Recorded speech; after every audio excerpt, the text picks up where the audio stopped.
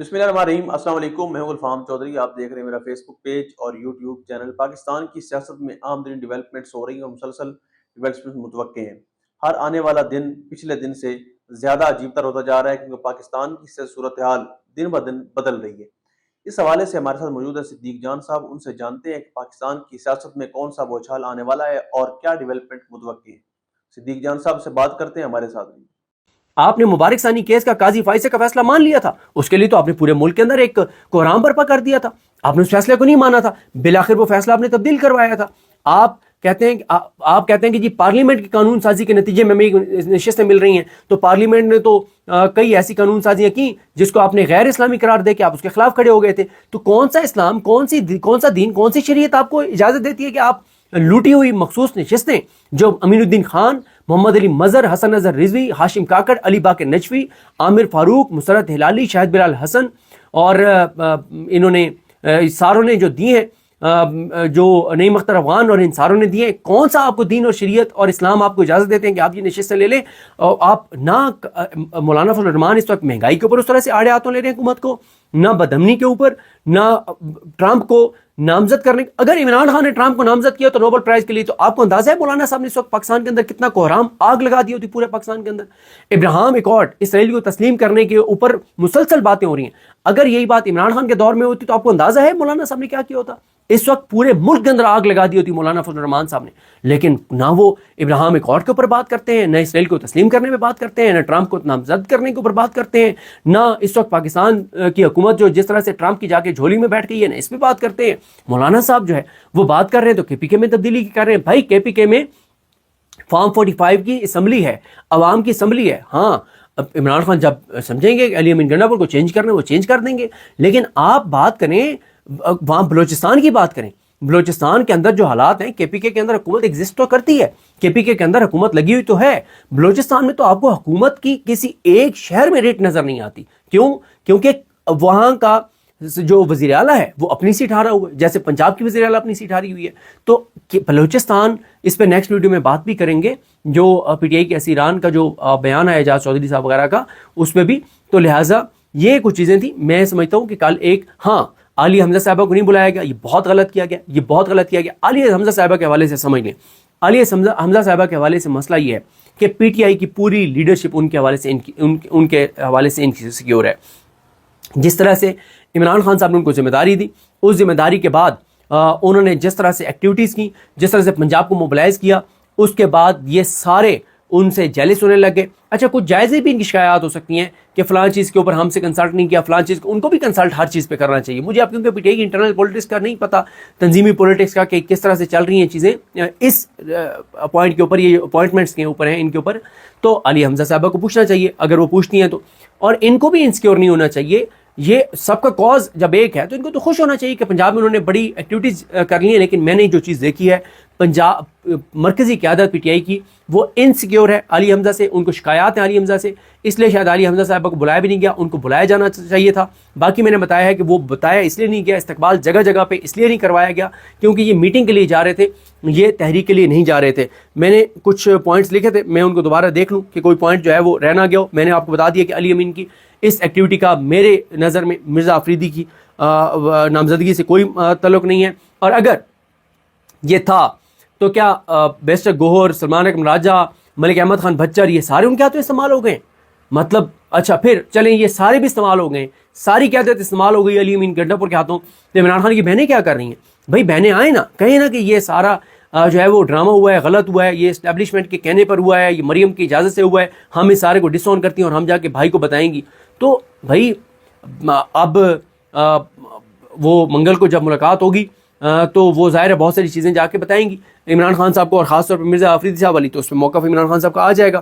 اس کے علاوہ بتا چکا ہوں کہ پنجاب کے تمام تنظیمی عہدیداروں کو اس لیے نہیں بتایا گیا کہ یہ کوئی مارچ نہیں تھا، یہ احتجاج نہیں تھا، یہ ریلی نہیں تھی، یہ ایک میٹنگ کے لیے ان کا آنا تھا۔ پنجاب کو بتا چکا ہوں یہ اہم اس لیے تھا کہ نون لیگ کی وہ جو ایک گیدڑ بھبکیاں ہیں، جو دھمکیاں ہیں، غرور، تکبر، وہ ٹوٹا ہے، اور پنجاب میں جا کے انہوں نے میٹنگ کی ہے، وہ جو کہتے تھے کہ پرندہ پر نہیں مار سکتا۔ پھر اس کے بعد 90 دن والی بات میں آپ کو کر چکا ہوں، مریم نواز کی مرضی والی بات کر چکا ہوں کہ یہ بالکل ایک فضول بات ہے کہ مریم نواز کی مرضی سے یہ ہوا ہے۔ پی ٹی آئی کے سوشل میڈیا پہ بات کر چکا ہوں۔ تحریک کا آغاز میرا خیال ہے ہوگا، ہر صورت میں ہوگا، اور اگر نہیں ہوگا تو ہم تنقید کریں گے. اور 90 دن والی بات میں نے آپ کو بتائی ہے کہ یہ اس لیے علی امین گنڈا صاحب نے کیا کہ جب تحریک شروع ہوگی اسٹیپ بائی اسٹیپ آگے چلتے چلتے 90 دن میں عمران خان صاحب رہا ہو جائیں گے. 90 دن میں بھی ہو جائیں تو بڑی بات ہے. مجھے تو 90 دن میں بھی عمران خان کی رہائی نظر نہیں آتی. اگر یہ تحریک زوروں پر نہ چلی, اگر عوام نہ نکلی, تو مجھے تو 90 دن میں بھی عمران خان کی رہائی جو نظر نہیں آ رہی. اس کے بعد آج کی جو پریس کانفرنس ہے اس میں آپ دیکھ لیں گے. اور مولانا کا میں آپ کو بتا چکا ہوں کہ وہ ڈرامہ کر رہے ہیں. وہ مخصوص نشستیں نون لیگ سے لینے جا رہے ہیں, پیپلز پارٹی حکومت سے, اس نظام سے. امن و امان پہ وہ بات نہیں کر رہے. منرلز بل کے اوپر وہ انہوں نے ووٹ دیا مولانا فضل الرحمان نے بلوچستان میں. ابراہیم ایکارڈ کے اوپر کوئی بات نہیں کر رہے. ٹرمپ کی نامزدگی کے اوپر کوئی بات نہیں کر رہے. جبری گمشدگیوں کے اوپر کوئی بات نہیں کر رہے. تو یہ جناب کچھ چیزیں تھیں جو میں نے آپ کے سامنے رکھی ہیں. لیکن میں آخر میں دوبارہ کہوں گا کہ پی ٹی آئی کے سوشل میڈیا نے نیک نیتی سے تنقید کی, لیکن یہ اسٹیبلشمنٹ کے حق میں گیا ہے کہ اتنی بڑی ایکٹیویٹی جس کو پنجاب کے مردہ جسم میں جان ڈالنے کے لیے استعمال کرنا چاہیے تھا, پی ٹی آئی کے سوشل میڈیا نے خود ہی اس ساری ایکٹیویٹی کو ٹکٹ مبارک ثانی کیس کا قاضی فائصہ کا فیصلہ مان لیا تھا. اس کے لیے تو آپ نے پورے ملک کے اندر ایک کوہرام برپا کر دیا تھا. آپ نے اس فیصلے کو نہیں مانا تھا. بالآخر وہ فیصلہ آپ نے تبدیل کروایا تھا.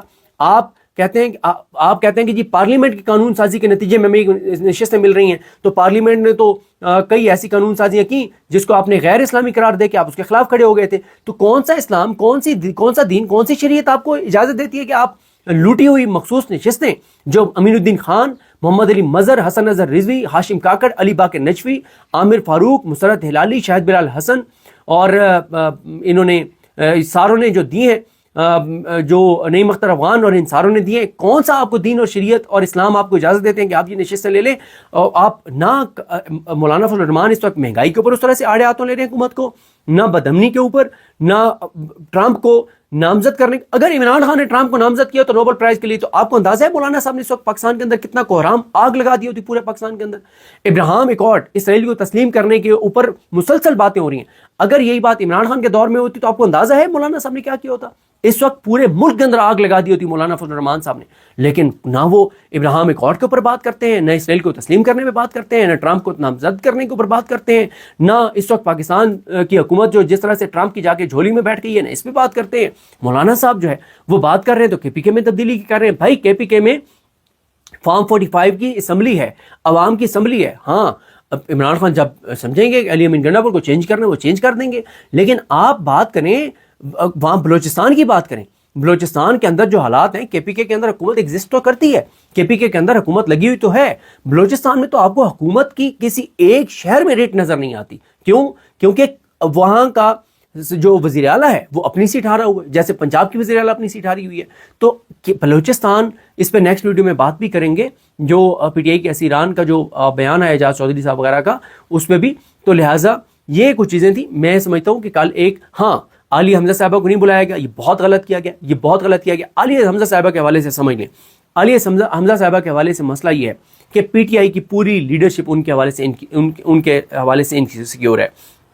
جس طرح سے عمران خان صاحب نے ان کو ذمہ داری دی, اس ذمہ داری کے بعد انہوں نے جس طرح سے ایکٹیویٹیز کی, جس طرح سے پنجاب کو موبلائز کیا, اس کے بعد یہ سارے ان سے جیلس ہونے لگ گئے. اچھا کچھ جائزے بھی ان کی شکایات ہو سکتی ہیں کہ فلاں چیز کے اوپر ہم سے کنسلٹ نہیں کیا, فلاں چیز ان کو بھی کنسلٹ ہر چیز پہ کرنا چاہیے. مجھے آپ کیونکہ پی ٹی آئی کی انٹرنل پولیٹکس کا نہیں پتا, تنظیمی پولیٹکس کا کہ کس طرح سے چل رہی ہیں چیزیں اس پوائنٹ کے اوپر, یہ اپوائنٹمنٹس کے اوپر ہیں ان کے اوپر.